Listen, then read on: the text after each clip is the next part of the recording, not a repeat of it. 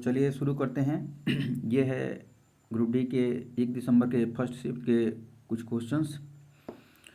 इसमें न्यूमेरिकल भी हैं, तो आप देख लीजिएगा। सबसे पहले चैनल को सब्सक्राइब कर लीजिए ताकि आगे भी जो शिफ्ट बचे हुए हैं उन सभी का डिस्कशन आपको आसानी से मिल सके और आप जान सके कि कौन कौन से क्वेश्चंस किस किस टॉपिक से पूछे जा रहे हैं। चलिए तो शुरू करते हैं। पहला क्वेश्चन है, आईपीएल में सबसे ज़्यादा रन एक मैच में किसने मारा? 2025 में आईपीएल में सबसे अधिक एक मैच में किसने रन मारा था? तो अभिषेक शर्मा ने। ठीक, दूसरे नंबर पर थे ऋषभ पंत। अभिषेक शर्मा ने शायद पंजाब के खिलाफ मारा था, देख लीजिएगा। अगला क्वेश्चन है कि 16वें वित्त आयोग के अध्यक्ष कौन हैं? तो 16वें वित्त आयोग के जो अध्यक्ष हैं अरविंद पनगड़िया हैं। ठीक, अभी वर्तमान समय पूछे तो 15वें, अभी वर्तमान समय में 15वें वित्त आयोग का कार्यकाल चल रहा है, जो 2026 तक रहेगा, शायद 31 मार्च तक। उसके बाद 16वें वित्त आयोग के अध्यक्ष बन जाएंगे अरविंद पनगड़िया। 15वें वित्त आयोग का पूछता तो एन.के. सिंह। चलिए आगे शुरू करते हैं।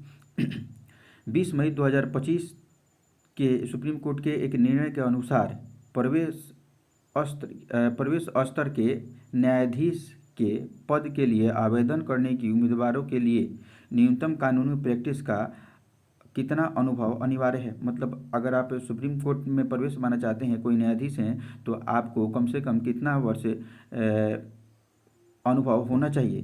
तो 3 ईयर्स, इसका 3 ईयर्स, 3 वर्ष का। अगला क्वेश्चन है, जैव विविधता क्लाइमेट सुधार की रैंकिंग में प्रथम स्थान पर कौन सा राज्य रहा है? तो आंध्र प्रदेश पहला स्थान पर रहा है। बोले जैव विविधता, क्लाइमेट एक्शन सुधार या पर्यावरण रैंकिंग सुधार, इन सब में कौन? तो आंध्र प्रदेश जो है भारत में पहले स्थान पर रहा है।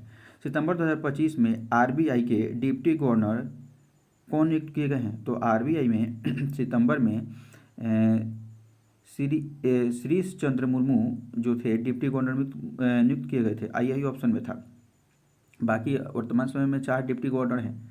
एक है श्रीश चंद्र मुर्मू, फिर स्वामीनाथन जानकी रमन, फिर टी रविशंकर और पूनम गुप्ता।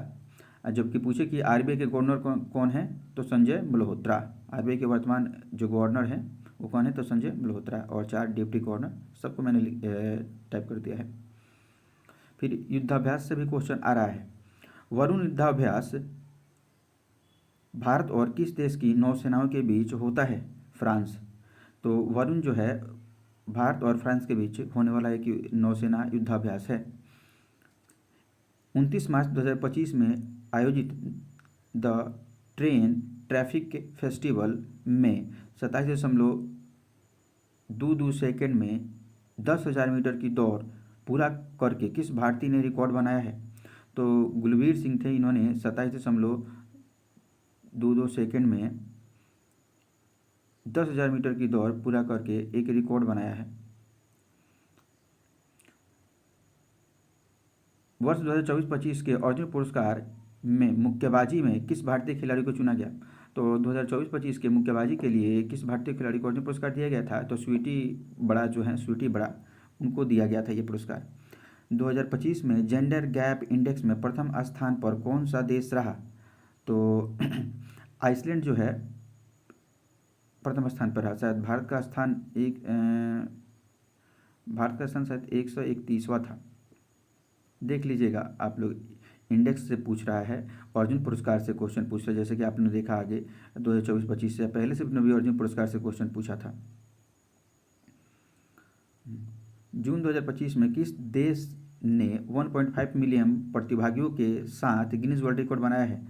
तो भारत के आंध्र प्रदेश में क्या हुआ कि जो योग दिवस के दिन, जो 21 जून को मनाया जाता है, लगभग 1.5 मिलियन से अधिक लोगों ने एक साथ योग किया, जो Guinness book of world record में शामिल हुआ। तो उसमें राज्य नहीं पूछा था, किस देश, तो देश हो जाएगा भारत। ऐसे अगर हो सकता है आगे पूछ दे कि भारत के किस राज्य ने रिकॉर्ड बनाया, तो आंध्र प्रदेश होगा। ये प्रितिजर पुरस्कार जो आर्किटेक्चर के क्षेत्र में दिया जाता है उससे समय, पुर्तलीजर नहीं है, प्रितिजिकर है। प्रितिजिकर पुरस्कार 2025 किसको दिया गया? तो लियो जियाकून, ये चीन के हैं, इनको ये दिया गया है प्रितिलिजकर पुरस्कार। थोड़ा टाइपिंग गड़बड़ है। 5 जून 2025 को मनाया गया पर्यावरण दिवस की के मुख्य फोकस या थीम क्या थी? तो जो 5 जून को पर्यावरण दिवस मनाया गया उसका मुख्य फोकस या थीम क्या था, ये पूछा है। तो थीम जो था बीट द प्लास्टिक पॉल्यूशन, ठीक, यानी प्लास्टिक को मात देना। ठीक, आगे अब साइंस क्वेश्चन है, फार्मिक अम्ल का रासायनिक सूत्र क्या है? तो इसमें फार्मिक अम्ल का रासायनिक सूत्र पूछा था, तो HCOOH फार्मिक अम्ल का रासायनिक सूत्र होता है। फार्मिक अम्ल को मेथनोइक अम्ल भी कहा जाता है। जब चींटियाँ काटती हैं तो हमारे शरीर में फार्मिक अम्ल ही डाल देती हैं या मधुमक्खी, जिसके कारण हमें थोड़ा दर्द पीड़ा महसूस होता है, सूजन हो जाता है। ठीक, तो आगे हो सकता है पूछते कि फार्मिक अम्ल का अन्य नाम क्या है? तो मेथनोइक अम्ल भी याद रखिएगा। अगला है, निम्न में से कौन सा कार्बनिक यौगिक नहीं है? ठीक, तो इथेन, ऑप्शन इसमें मैं लिखता हूँ, ethane, ethanol, methane, sodium bicarbonate, acetic अम्ल। तो सोडियम बाइकार्बोनेट जो है यह कार्बनिक यौगिक नहीं है। ठीक, सोडियम बाइकार्बोनेट का फॉर्मूला जानते हैं? ठीक है, कार्बनिक यौगिक हाइड्रोजन और कार्बन के संयुक्त से बनता है। तो सोडियम बाइकार्बोनेट जो है कार्बनिक यौगिक नहीं है। अब न्यूमेरिकल है कि 20 न्यूटन का एक बल 4 kg के ब्लॉक पर कार्य कर रहा है। तो ब्लॉक प्रारंभ में विरामावस्था में है और बल 5 सेकेंड तक लगाया जाता है, तो ब्लॉक का अंतिम वेग क्या होगा? ठीक, तो v बराबर u प्लस AT से आप निकालिएगा प्रारंभिक वेग और अंतिम वेग के हिसाब से, तो 25 मीटर प्रति सेकेंड आ जाएगा। ठीक है, आप ट्राई कर लीजिएगा। अब पूछा है कि धातुओं के अम्लीय ऑक्साइड से, हाँ मतलब ऐसा कुछ पूरा नहीं लिखा हूँ मैं, शायद धातुओं के अम्लीय ऑक्साइड से एक क्वेश्चन था। तो देख लीजिए कि धातु की, शायद ऐसा था कि धातुएं होती हैं अम्लीय क्षारीय, उसमें से pH मान से भी हो सकता है, कुछ ऐसा ही क्वेश्चन था। तो देख लीजिएगा, अधातुओं के ऑक्साइड अम्लीय होते हैं, धातुओं के ऑक्साइड क्षारीय होते हैं। ठीक, जो अम्लीय होते हैं उनका pH मान 7 से कम होता है, जो क्षारीय होते हैं उनका pH मान 7 से अधिक होता है। उसी आधार पर कुछ दिया होगा, उसी से आप लोग देख लीजिएगा, मिला लीजिएगा। धातुओं के विद्युत अपघटनीय परिष्करण अभिक्रिया के दौरान जब विद्युत अपघटन में धारा प्रवाहित की जाती है तो अशुद्ध धातु किस में विलीन हो जाती है? तो एनोड में। आंसर होगा क्या? एनोड। जो भी जैसे बैटरी आप देखे होंगे, जो चित्र बना होगा उसमें ही दो होते हैं, एक एनोड एक कैथोड। ठीक, तो जो अशुद्ध धातुओं का एनोड बना होता है, अशुद्ध धातु का कैथोड बना होता है। संभारिकों का कौन सा गुण सदैव भिन्न होता है? तो परमाणु संख्या उनका अलग होता है। द्रव्यमान संख्या क्या होता है? सामान्य होता है, इसलिए संभारिक कहलाते हैं। पावर यानी शक्ति का सही सूत्र क्या होगा, यही तो पूछा था। तो P बराबर W/T होता है, उसमें विकल्प दिया था। ठीक, आप लोग देख लीजिएगा। एक बम को, ये गलत है, एक वस्तु यहाँ होना चाहिए,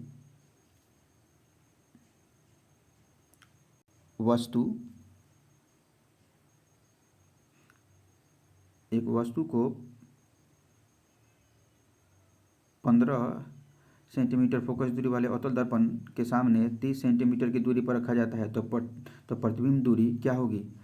ठीक, तो आप जो दर्पण सूत्र है वो लगा लीजिएगा, 1/F equal to 1/V plus 1/U। ठीक, इसमें ये चूँकि अवतल दर्पण है तो इसमें F भी माइनस में होगा और U भी माइनस में होगा, और जब इसे आप सॉल्व कीजिएगा तो -30 सेंटीमीटर आंसर आ जाएगा। ठीक, अगला क्वेश्चन है, एक समान गति से के संबंध में गलत कथन का चयन करें। माने कौन सा इनमें से एक समान गति का उदाहरण नहीं है? तो ऑप्शन है, एक पिंड समान समय अंतराल में समान दूरी तय करता है।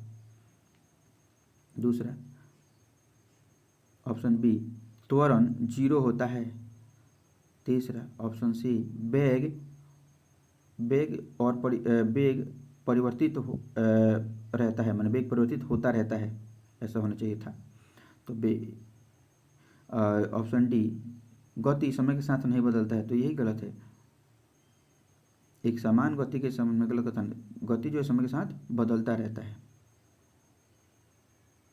गलत चुनना है तो गलत यही है, क्योंकि अगर समान गति है तो समय के साथ कैसे बदलेगा। अगला है, अगला पूछा है कि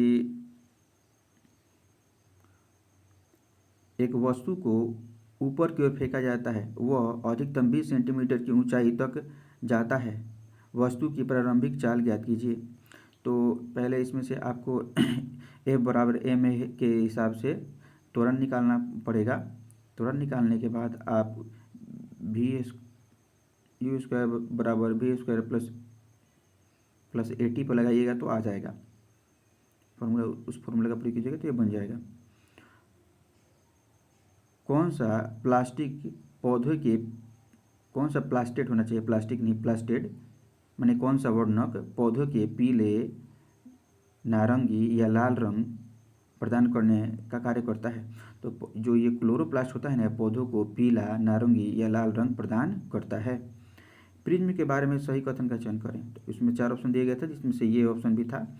आपतन कोण निर्गत कोण के बराबर होता है। जब कोई प्रिज्म से टकराकर जब कोई एंगल बनता है तो आपतन कोण निर्गत कोण के बराबर होता है। तो अगर आप लोगों को सही लगा हो तो और आगे भी डिस्कशन देखने के लिए लाइक करें और चैनल को सब्सक्राइब करें। धन्यवाद।